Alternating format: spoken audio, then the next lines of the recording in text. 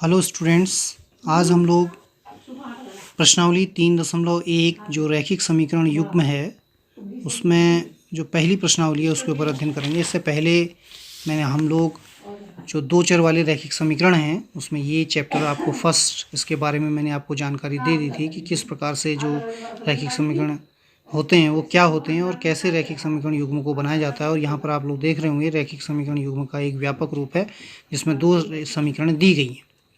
और इसी प्रकार से हमने अगले लेक्चर में आपको बताया था कि रैखिक समीकरण जो युग्म है उसमें किस प्रकार से दो प्रतिच्छेदी रेखाएं होती हैं। रैखिक समीकरण युग्म जो रैखिक समीकरण होता है उसको हम एक रेखा के द्वारा प्रदर्शित कर सकते हैं, अर्थात जो दो समीकरणें हैं वो दो रेखाओं को प्रदर्शित करती हैं।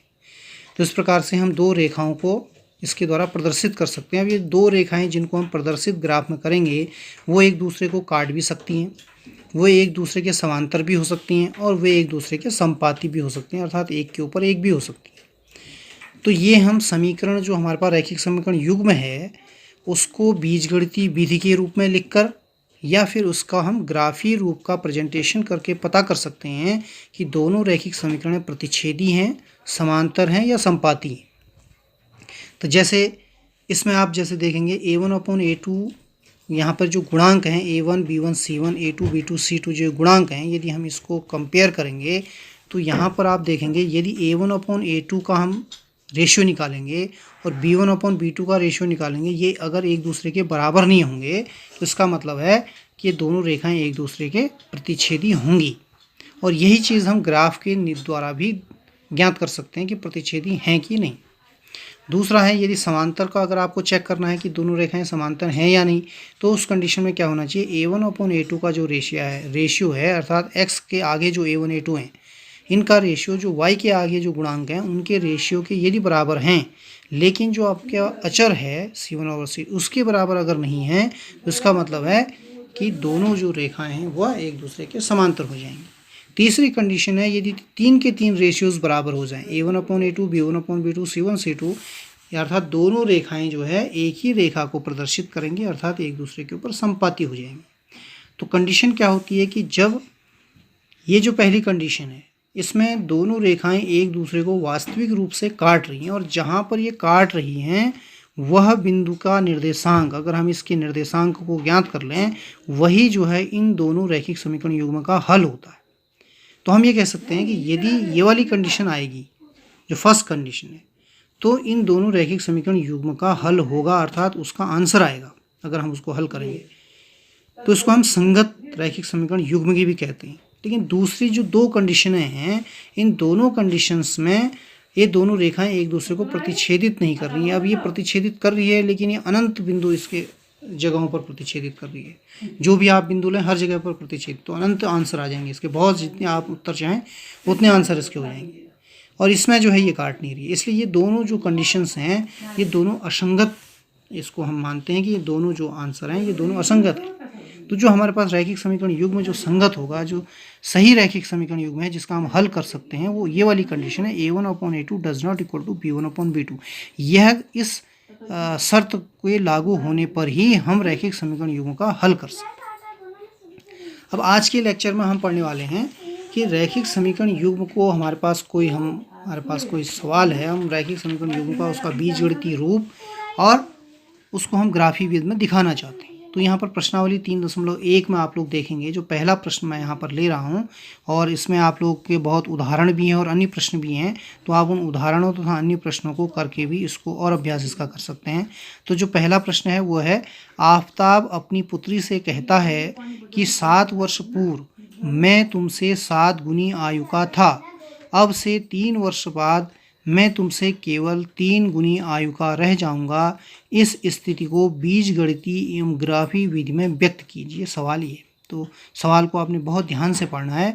तो सवाल में आप लोग ध्यान से देखेंगे तो पहला इसमें आप लोग ध्यान से पढ़ें, आफताब एक आदमी है जो अपनी पुत्री से कह रहा है कि 7 वर्ष पूर्व, मतलब आज से वर्तमान समय में जब वो बात कर रहा है उससे 7 वर्ष पहले उसकी उम्र मैं तुमसे 7 गुनी आएगा था, अर्थात मेरी उम्र वो कह रहा है तुम्हारी उम्र से 7 गुनी ज़्यादा थी। पहली कंडीशन है, पहली शर्त। तो इस शर्त को आपने बहुत ध्यान से देखना है।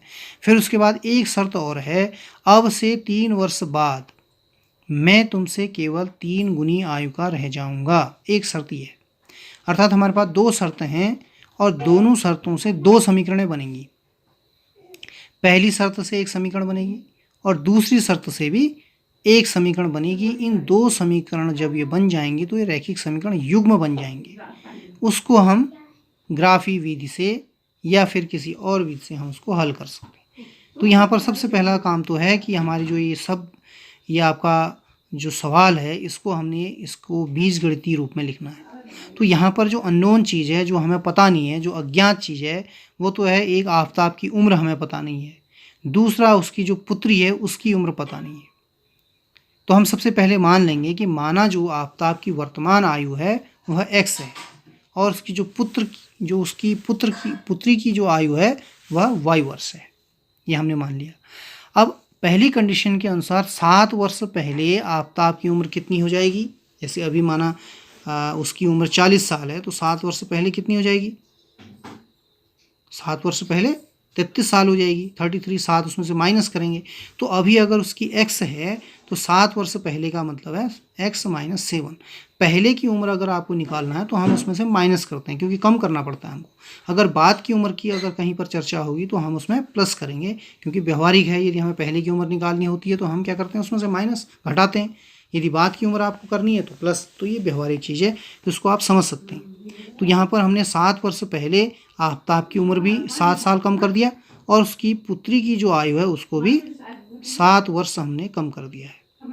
अब शर्त के अनुसार ये है कि आफताब की 7 वर्ष पहले की आयु ये है और उसकी पुत्री की 7 वर्ष की आयु ये है। अब इन दोनों में शर्त यह है कि आफताब जो है अपनी पुत्री से 7 गुना आयु का है। तो उस पुत्री की आयु को हमने इसको 7 से गुणा कर दिया। तो इस प्रकार से इसको हल करेंगे तो हमारे पास समीकरण बन जाएगी x minus 7y is equal to 42। ये पहली समीकरण बन गई। अब इसी प्रकार से यदि आप दूसरी शर्त के ऊपर देखेंगे तो दूसरी है कि 3 वर्ष बाद, तो बाद में हम क्या करेंगे, बाद की आयु अगर आपको निकालनी है तो हम दोनों की उम्र में 3 वर्ष जोड़ेंगे क्योंकि पिता भी बढ़ेगा तो बेटा भी 3 साल बढ़ेगा। तो दोनों की उम्र में 3 3 जोड़ेंगे। ऐसा नहीं है कि एक में जोड़ेंगे एक में नहीं, आपको दोनों में 3 जोड़ेंगे। घटाएंगे तो जितना आप घटाएंगे दोनों में से उतना ही घटाएंगे। तो इस प्रकार से 3 वर्ष बाद जो है x+3 और y+3 दोनों की आयु हो जाएगी। अब शर्त यह है कि जो आफताब है 3 साल बाद आफताब अपनी पुत्री का 3 गुना रह जा रहा है। पहले 7 गुना था 7 वर्ष पहले, लेकिन 3 वर्ष बाद सिर्फ 3 गुना रह जा रहा है। तो ये कंडीशन के आधार पर आप समीकरण जब बनाएंगे इसको मल्टीप्लाई करके तो x+3y इज इक्वल टू, इसको 3 से मल्टीप्लाई करेंगे 3y+9, उसको आप पक्षांतर करेंगे y इधर जाएगा और अचर राशि इधर आएगी। तो इस प्रकार से हमारे पास एक समीकरण बन जाएगी x minus 7y is equal to 6, equation number 2। तो द्वितीय समीकरण है।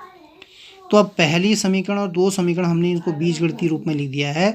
तो जो शब्द रूप था हमारी समीकरण, जो इबारती प्रश्न था, उसको हमने बीजगणितीय रूप में लिख दिया है। x minus 7y is equal to -42 और x minus 3y is equal to 6, समीकरण नंबर 2।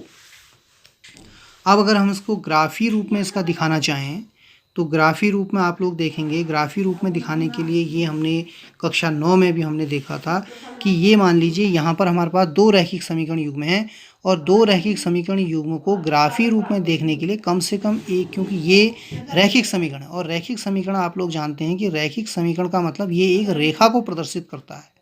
तो ये भी एक रेखा है और ये भी एक रेखा है। ग्राफी रूप में अगर हम देखेंगे तो ये रेखा एक रेखा के समीकरण है। कक्षा 9 में भी इस चीज़ के बारे में हमने अध्ययन किया था।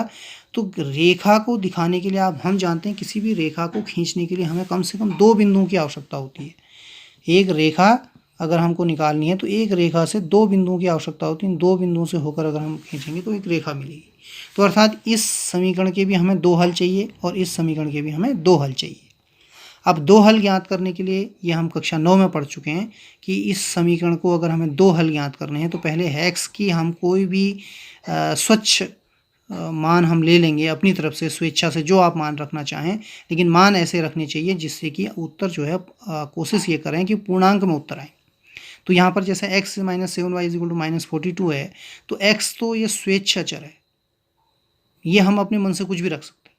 स्वतंत्र चर भी कहते हैं इसको, और जो y है वो परतंत्र चर है क्योंकि वो x के ऊपर डिपेंड है। x हम अपनी तरफ से कोई भी वैल्यू रख रहे हैं, 0 हमने अपने मन से मान लिया, तो जो y की वैल्यू आएगी y इज इक्वल टू आप पक्षांतर करके अगर आप निकालेंगे तो x प्लस 42/7 ये आप कैलकुलेट कर सकते हैं। यहाँ पर अगर हम x इज इक्वल टू 0 रख देंगे तो ये 0 हो जाएगा, तो 42/7, तो 7 6 जा 42, तो इस तरीके से 6 आ जाएगा। तो इसी प्रकार से यदि हम x की वैल्यू, आप यहाँ पर 1 नहीं रख रहे हैं, 1 रखने से क्या होगा, 42 और 1 43, 7 से डिवाइड नहीं होगा, इसलिए हम x की ऐसी वैल्यू रखेंगे ताकि ये जोड़ करके 7 से डिवाइड हो जाए, इसलिए मैंने यहाँ पर x की वैल्यू 7 रखी है। तो 7 रखने से क्या हो रहा है, देखो 42 और 7 49, और 7 से 49 जो है 7 7 49, 7 बार हो जाएगा। तो इस प्रकार से पहला जो आंसर आ गया 0677, ये पहला आंसर। इसी प्रकार से जो सेकंड समीकरण है उसके लिए भी आप यहाँ पर कैलकुलेट कर सकते हैं, और ये जो दो आंसर आएंगे, ये 6 और 12 हमने अपने मन से रखे हैं। यहाँ पर 6 रखा, 6 इसलिए रखा ताकि 6 में से 6 करके 0 आ जाएगा, तो 3 में से 0 का डिवाइड करेंगे तो 0 आएगा। 12 इसलिए रखा क्योंकि हमने 7 नहीं रखा, 7 रखेंगे तो फिर ये पूरा पूरा डिवाइड नहीं होगा। 12 रखा तो 12 में से 6 गया 6, और ये आपका 3 से 6 कट जाएगा 2 बार। तो इस तरीके से हमारे पास दो आंसर आ गए, 0,6 पहला, 7,7 पहली इसके लिए। तो 0,6 को अगर आप दिखाना है तो आप देखिए 0,6 मान x में 0 और y में 6, x में 0 का मतलब यहाँ है, y में 6, आप 6 ऊपर जाएंगे तो यहाँ पर ये पहला जो हमारे पास पॉइंट है 0,6 है।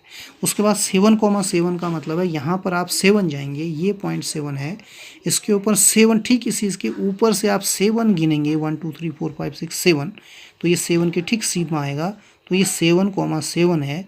ये 2 पॉइंट्स हमारे आगे इस लाइन के लिए, तो इन दोनों बिंदुओं को आप स्केल से मिला देंगे, तो इस प्रकार से ये जो लाइन है वो x - 7y is equal to -42 को रिप्रेजेंट कर रही है।